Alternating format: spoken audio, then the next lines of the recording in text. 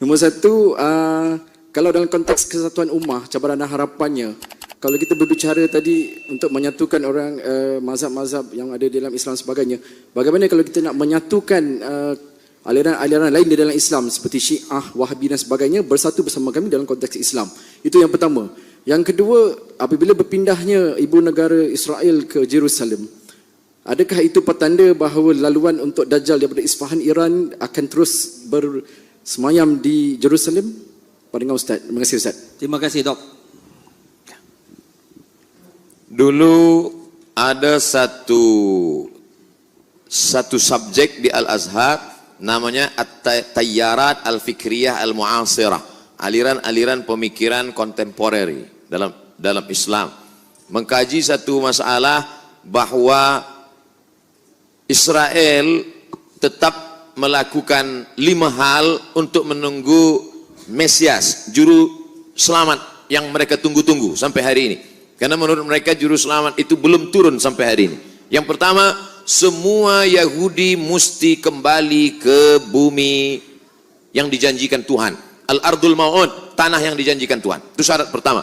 Maka pada tahun 1946 mereka pun beramai-ramai pindah. Hari ini 5 juta penduduk Israel sudah kembali. Yang dari Maghribi, yang dari Rusia, yang dari Europe kembali. Dengan syarat ibu, sebab mereka melihat nasab ini dari puak ibu. Yang kedua, mereka dulu pernah dihancurkan pada masa Kaisar Nebukadnezar yang menghancurkan Temple of Solomon. Maka mereka mesti membalaskan sakit hati terhadap Nebukadnezar. Kampung Nebukadnezar adalah Babel, Babilonia adalah Irak sekarang. Oleh sebab itu Irak mesti dihancurkan. Itulah makanya serangan kepada Irak ini terus bertubi-tubi hingga hari ini. Yang ketiga, bahwa bumi Palestina mesti hijau. Sebab syaratnya Mesias itu mau turun ke bawah kalau dia hijau. Agak-agaknya Mesias itu dari atas langit dia tengok, dah hijau atau belum? Bila hijau aku baru turun. Apa yang hijau itu? Itulah dia pohon gharqad, syajaratul gharqad. Dan itu ada disebut Nabi SAW.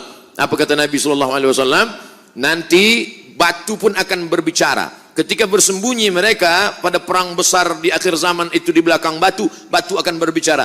Ya Abdullah, hadza Yahudi khalfi faqtulhu. Wahai hamba Allah, ini di belakangku ada Yahudi, bunuhlah dia. Kecuali satu, kata Nabi. Apa itu? Syajaratul gharqad. Subhanallah, Masya Allah. Bila kita sampai nanti, saya sampai ke satu kota yang dibelah menjadi 2, sebelah punya Mesir, sebelah lagi diambil oleh Israel. Saya tengok dengan mata kepala saya sendiri pohon-pohon gharqad mereka tanam menghijau seperti pokok pines. Lalu kemudian yang kelima, bahwa mereka mesti menguasai yang pernah dikuasai oleh Sulaiman dulu. Maka itu disebut dengan Great Israelian, Israel Raya, Israel besar. Mana batasnya? Dari 2 sungai, dari sungai Nil di Afrika hingga ke sungai Efrat di Irak. Maka batas negara mereka itu adalah 2 sungai. Maka dalam bendera dia dibuat ada bintang David, lalu segi 6, lalu di atasnya ada garis warna biru, di bawah ada biru. Yang di atas biru itu sungai Nil, yang di bawah biru itu adalah sungai Efrat. Maknanya kerajaan mereka dari Nil hingga ke Efrat. Yang kelima, kalau nanti mereka berkuasa di dunia, maka selain daripada mereka akan menjadi ghaim. Ghaim itu adalah keledai tunggangan. Yang bukan dia akan menjadi ghaim. Siapa dia? Maka mereka tidak mengajak orang luar kepada agama dia. Sebab dia adalah agama sekaligus nation. Beza dengan kita. Kita Melayu. Tapi bukan agama. Beza dengan mereka. Mereka adalah Yahudi sekaligus sebagai agama. Maka yang bukan mereka, bukan golongan mereka akan menjadi ghaim, keledai tunggangan. Itulah yang terjadi saat ini. Maka ini mesti disuarakan. Video saya tentang ini sudah diupload di YouTube. Hanya beberapa jam saja, lepas itu hilang. Kalau tak percaya, coba upload. Mungkinkah Sunni dan Syiah bersatu? Yang menjawab ini Syekh Yusuf Al-Qaradawi. Maka dibuatlah yang disebut dengan At-Taqrib Bainal Madzahib. At-Taqrib, pendekatan. Karena sudah jauh betul, ini Sunni, ini Syiah. Akhirnya dibuatlah dialog bernama At-Taqrib Bainal Madzahib, mendekatkan mazhab. Tapi itu pada masa Syekhul Azhar Mahmud Saltud. Berlanjutlah kepada Syekh Yusuf Qardawi. Kata Syekh Yusuf Al-Qardawi, akhirnya saya tak sanggup. Kenapa? Mereka mengajak takrib bainal madzahib, tapi sebenarnya mereka sedang melakukan tasyyi'us sunnah, mensyiahkan ahli sunnah. Di mana letak perbezaan kita dengan mereka? 5. Yang pertama, mereka berkata selepas Nabi SAW meninggal, dunia ini dipimpin oleh Sayyidina Ali. Ali meninggal dipimpin oleh Sayyidina Al-Hasan. Hasan meninggal dipimpin oleh Sayyidina Al-Husain. Husain meninggal dipimpin oleh Ali Zainal Abidin. Ali Zainal Abidin meninggal dipimpin oleh Muhammad Al-Baqir. Muhammad Al-Baqir meninggal dipimpin oleh Ja'far Shadiq. Ja'far Shadiq meninggal oleh Musa Al-Kazim. Musa Al-Kazim meninggal oleh, terus sampai ke bawah, imam yang 12. Imam yang ke-12 sedang bersembunyi sekarang, belum keluar. Sementara imam 12 ini belum keluar, dunia dipimpin oleh wilayatul faqih yang sekarang dipimpin oleh Khamenei. Siapa yang tidak mengakui ini maka kafir. Itulah yang menyebabkan dia keluar daripada Ahlus Sunnah, karena Ahlus Sunnah tidak boleh takfir, mengkafirkan orang, sedangkan dia mengkafirkan kita. 2. Selepas Nabi SAW meninggal dunia, maka ada wasiat kepada Sayyidina Ali. Maka orang yang mengambil wasiat, membatalkan wasiat itu berarti kafir. Abu Bakar dan Umar kafir. Makanya ada doa laknat sonamai Quraisy. Selepas sholat subuh mereka laknat, Allahumma la'an sonamai Quraisy. Siapa yang dimaksud dengan sonamai Quraisy? Abu Bakar Siddiq dan Umar Ibnul Khattab. Wa ma Muhammadun illa rasul. Muhammad itu seorang Rasul SAW. Qad khalas min qablihi rusul. Sebelum-sebelumnya Rasul sudah meninggal.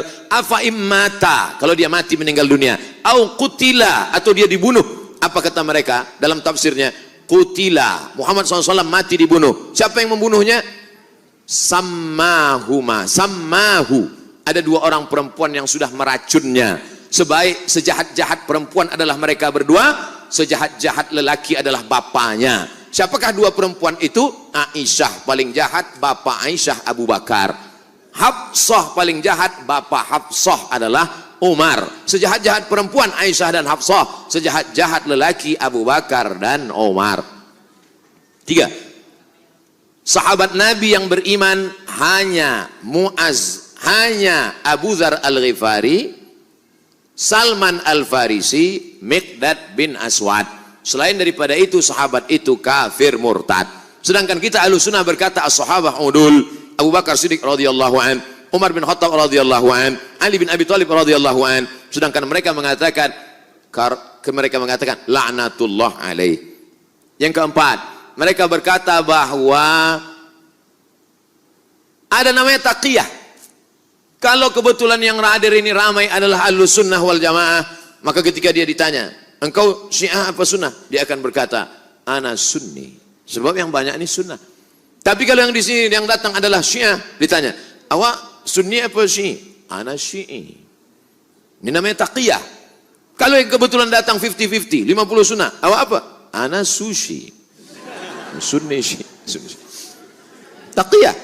Dalam Islam tak ada taqiyah. Sedangkan mereka mengatakan at-taqiyah minad din. Taqiyah ini minad din. Siapa yang tidak bertaqiyah maka dia tidak beragama. Tidak beragama Syiah maksudnya. Yang kelima, mereka memahamkan ada akidah mereka disebut dengan mut'ah. Hari ini mut'ah luar biasa. Berapa banyak orang terkena penyakit. Seorang doktor medikal di Bandung, dia buat dalam buku, dia tulis buku itu. Dia bercerita bagaimana seorang perempuan yang memakai niqab, memakai cadar, datang tapi dia terkejut. Kenapa terkena, maaf, penyakit sipilis. Kenapa terkena sipilis? Rupanya ikut jamaah. Terlalu banyak guna Van Rijk kena virus. Oleh sebab itu maka kita tidak mungkin bertemu. Nata'awan fi mattafaqna. Mari kita bersama menjaga persatuan umat pada golongan antara Hanafi dengan Maliki, antara Syafi'i dengan Hambali, antara Ahlus Sunnah wal Jamaah. Tapi kalau sudah kepada Ahlul Bid'ah, maka dalam hal ini mesti, alhamdulillah, Malaysia merupakan kerajaan yang tegas dalam bidang ini. Saya amat sangat bersyukur kepada Allah, kerana dalam tazkirah saya mengambil fatwa. Saya ambil fatwa dari Selangor, saya ambil dari fatwa Mufti Johor, saya ambil. Bila umat bertanya, ini bukan fatwa Abdul Somad, ini fatwa dari bumi Melayu. Kenapa? Karena umat ini akan dijaga oleh ulama. Kalau ulama diam dalam masalah ini,